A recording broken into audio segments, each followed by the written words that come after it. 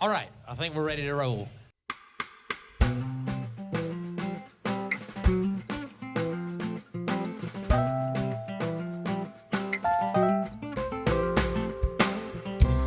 You're listening to Words Like That with Cole Powell, a storytelling podcast.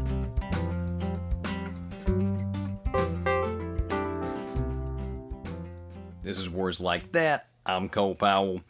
Two of my favorite things in the world are music and movies. If you watch this podcast or any content that I've put out there, you probably know that.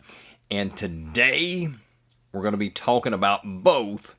Today's episode is all about movies about music. There's big news on the musical artist biopic front. It looks like Bruce Springsteen is finally getting a biopic.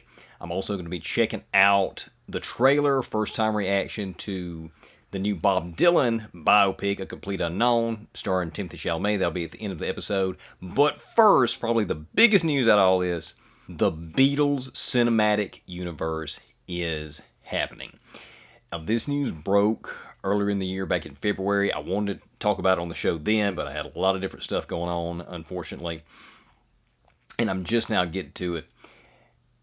Sam Mendes is directing. He's developing the project. Sam Mendes, a phenomenal director, rose to prominence in 1999 with American Beauty, which isn't really my cup of tea. It is a well-made film. But a couple of movies that he's made that I absolutely loved. Skyfall, which is a phenomenal James Bond movie.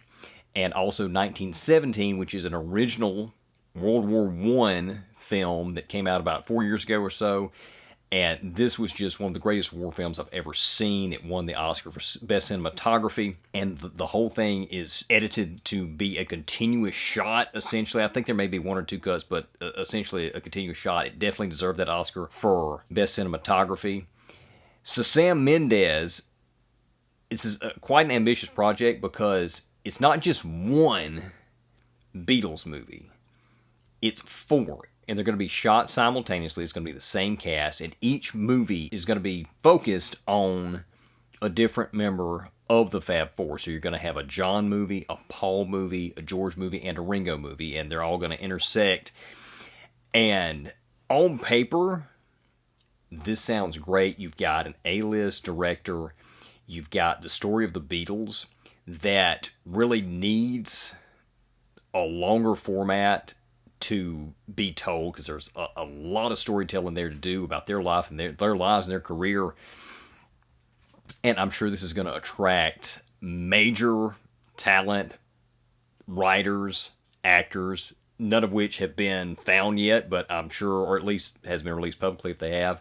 But I'm sure it's going to attract major talent. They're going to get a great cast together. They're going to have a great crew together. Got a great director. And the idea is to release all four of these movies throughout the course of the year. Their target year is 2027, from my understanding. And all that sounds great. I'm definitely going to go see every one of these movies as a Beatles fan, as a biopic fan, particularly a musician biopic fan. But it's reminded me of what Kevin Costner recently attempted with his Horizon saga, and I've covered that on the show. I really like that first film, The Horizon Part 1, but it has been a giant flop, and now the other four movies, one of which was supposed to come out in just a couple of weeks, now it's been taken out of theaters, or taken off the release schedule for a theatrical release. And the third movie's in production, and it may be in limbo, may not ever be released in any format, or maybe go to streaming, we don't know, because this first movie flopped. Now, this is a different demographic than what Horizon would be targeting. There would be some overlap, because it is kind of a prestige, both are kind of prestige type pictures, but the Beatles movie is going to have a giant Beatles fandom coming in, built in. It's probably... They're probably going to be angling for Oscar buzz for at least one movie, which I'll get to that in a minute, but I think that may be one reason why things may change. They may not release all four of them in 1 year, even if the first movie does well. But there's the trick. The first movie has to do well in order to really justify these other three movies ever seeing the light of day, or at least ever being released in theaters. So if you're producing all four of them at the same time, it's going to be a bit of a risk. It may end up being a tax write-off for the studio if the first one flops. They can't really do anything with, and also doesn't get a boost on streaming after it's released on streaming, and the studio won't be able to really do anything with the other three pictures. So I'm not sure if this is going to work, even if the movie's great. If it flops, what that's going to mean moving forward for the other three pictures. But I think what's going to happen, they'll release the first movie, and if it does well, maybe get the second movie out by the end of the year. But I think they'll hold off on movies 3 and 4, if for no other reason, to angle for more awards, because I think of this as more like the Lord of the Rings saga, where you had each picture released toward the end of the year, and each one was eligible for an Oscar the next year. And I feel like they might be better off, and I think they may realize this as it goes on, treating these as 4 movies releasing in consecutive years, if each movie is good and if each movie does well, but that's yet to be seen. But as a fan, I'm excited. I hope these movies are as good as they're set up to be on paper. And if they are good, I hope they perform well, because that's going to allow more movies like these to be made. What do y'all think? Let us know in the comments. Are you excited for this Beatles Cinematic Universe they're going to be doing? Who do you think should play the Beatles? Do you have somebody in mind that you think would make a good John, Paul, George, and Ringo? Or do you think maybe they should go with an unknown cast that's really good, undiscovered? Let us know in the comments. So story number 2 here. The Boss finally gets a biopic. This news flew under my radar. I didn't know about it until yesterday or the day before, sometime this week. It broke around the same time that, broke, no pun intended here, but the same time that one of my kids had a broken bone and had to have a couple of surgeries in a 3-week period about it. So I just completely missed this news. One of our patrons on Patreon mentioned this in a comment. I was like, oh, well, I got to check this out. I got to look this up. Bruce Springsteen finally getting a biopic.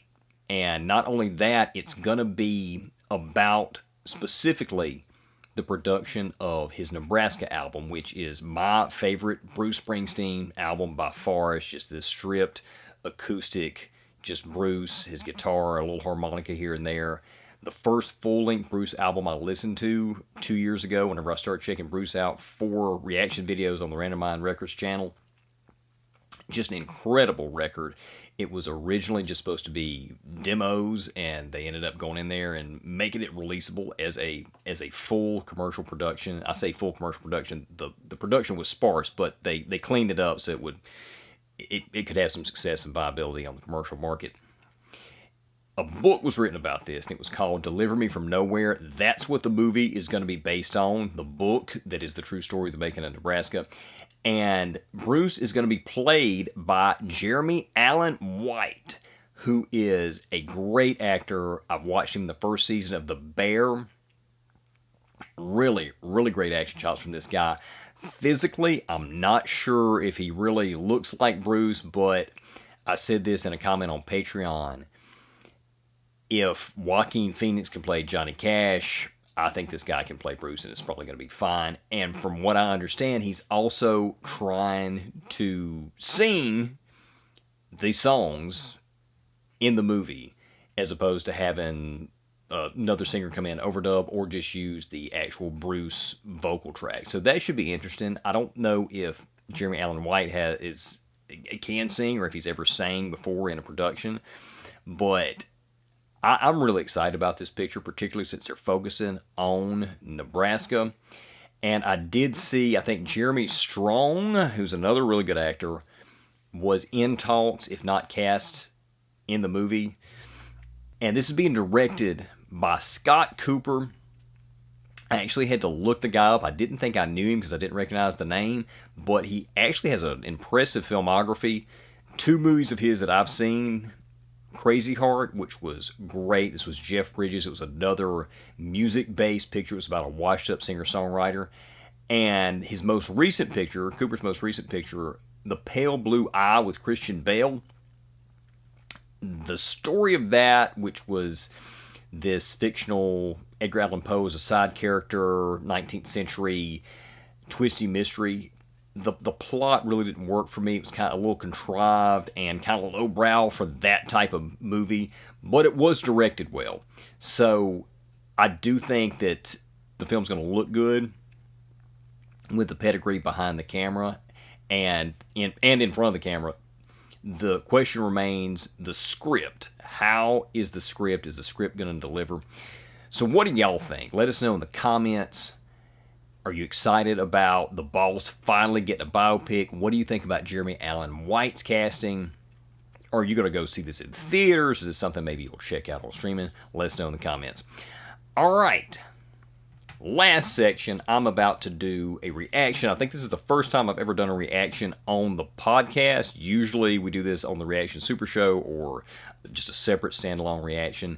This is the trailer to the new Bob Dylan biopic, A Complete Unknown, directed by James Mangold, who is a phenomenal director. I actually just talked about a couple of his movies, The Wolverine and Logan, on the previous episode of the podcast. We're doing an X-Men special. And he also directed another musical biopic, Walk the Line with Joaquin Phoenix, that I mentioned earlier in the episode. A phenomenal, phenomenal film. If you haven't seen that and you like music and biopics and music history and stories about storytellers, you've got to see that film. So I'm really curious to see how this is going to go. Offhand, I think that Timothée Chalamet is probably going to make a really good Bob Dylan because I think he is one of the best young actors working today. I love his work. I've talked about his work on Dune and Wonka. Actually, surprisingly, I enjoyed Wonka. And I think he's going to bring it. And he's also supposed to be singing and playing his own song, or Dylan's songs in the movie, as opposed to somebody overdubbing or miming to Dylan's actual tracks. So I'm excited to check this out. I'm a huge Dylan fan. We're at a different part in the studio here, but ordinarily there's my setup is there's the Dylan bootleg box set you can see behind me if I got the camera right on the set. But anyway, without further ado, here we go. This is A Complete Unknown, Timothée Chalamet as Bob Dylan, directed by James Mangold. Let's do it.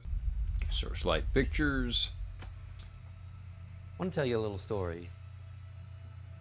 A few months back, my friend Woody Guthrie and I, we met a young man. He dropped in on us out of nowhere, and he played us a song. This would be Pete Seeger. In that moment, we got a feeling we were getting a glimpse of the future. Looks just like him so far. Oh, where have you been, my blue-eyed son? Is this Timothy? Oh, where have you been, my darling young one? I stumbled on the side of 12 misty mountains. Wow. I walked and I crawled on 6 crooked highways. I stepped in That's the pretty close on the middle look of and 7 voice, sad man. forests. I've been out in front of a dozen dead oceans. All right, I got to stop right there so I can get this on YouTube. If you're watching the Spotify version, probably would be all right. But okay, look, so far, wow. So I see this is a Searchlight picture. Used to be Fox Searchlight, and then whenever Disney bought 20th Century Fox, that the entire Fox deal, they changed the name of the studio just to Searchlight Pictures. But they've been responsible for a lot of what's called prestige pictures, which are films that are a little bit more artistic, more designed for the award seasons. This looks like that this is angling for as many Oscars in the performance and directing categories as they could get. James Mangold, again, great director. the shots on this look great. They're capturing some of the iconic Dylan looks and photos. Timothy Chalamet, whenever he started singing, I thought for a minute, wait a minute, I thought he was supposed to be singing it himself. This appears to be the Dylan track. As he went along a little bit, I could hear a little bit more like, oh no, it's not, but good grief, he is doing such a phenomenal job. He looks a lot like Dylan. I think they may have a little bit of makeup prosthetics there on him, but you can still see the Timothy Chalamet coming through. And there's also a little bit of a David Krumholtz vibe, but David Krumholtz also kind of looks like Bob Dylan. But so far, I am impressed with Chalamet's acting. He's really embodying the character. He's nailing the vocals, and I believe that's supposed to be him playing the guitar also. Or at least I'd read he had taken guitar lessons to do this role. He looks like they're getting the vibe of the period perfect, which I expected no less after what Mangold did with Walk the Line. I'm sold. I'm sold. Take my money. And this is supposed to come out in December. No specific release date yet that I saw, which I thought was a little weird for a first trailer to come out in July, 5 months before the release. No specific date. Not sure what that's about, but December, when movies like this are released in December, it's because the studio expects them to be big Oscar category nominees. So I've no doubt that's why they released this in December, because they expect a lot of Oscar buzz on this. And from what I've seen, it's probably going to deserve it. So let's get back to it here and finish this thing out. I've been 10,000 Plus Elle Fanning, okay. miles in the mouth of a graveyard, and it's a hard, oh, it's a hard, it's a hard rain gonna fall.